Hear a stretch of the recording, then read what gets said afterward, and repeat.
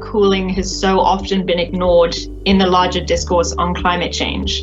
And thankfully, we're starting to see that change, which is really exciting because we know that we can't reach net zero emissions without reducing cooling emissions. So this is not only for comfort cooling, making people cool, it's mostly also for the food, to have enough food for all the people on this planet. It's really necessary to have green cooling to reach the SDGs overall.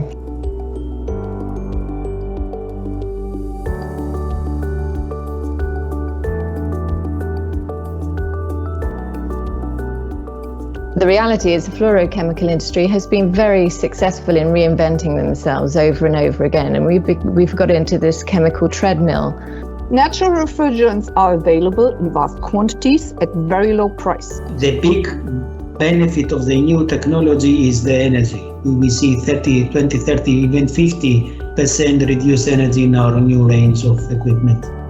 The engineering is there, like you said, and there is so many creative and innovative solutions on the market, and the more time we spend and the more we spend on R&D, the more, even more efficient these systems will become. R290 and split air conditioning, it's so obvious, it's such a low-hanging fruit.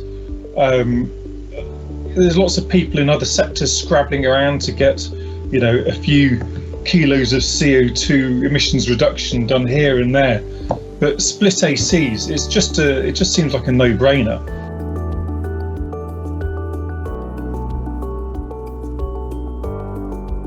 Let's have ambitious regulatory certainty so that we can avoid HFCs. By going down and putting stricter limits, I think the naturals will have a much larger share in the future. But we also need the correct information and awareness raising. I think that's key because there are so many industrial apostles with alternative facts. Opportunities and incentives must be provided to manufacturing companies to encourage them to move the technology in those areas. And besides, I will push our distributors to place more orders for R290.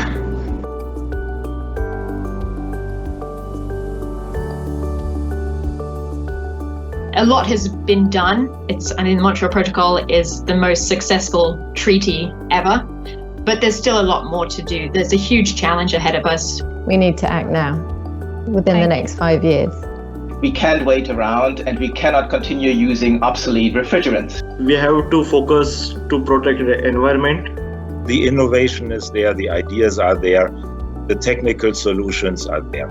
We need to now have a concerted effort to get our administrators, our bureaucrats, our politicians on board. The future is now and not 2030. Now.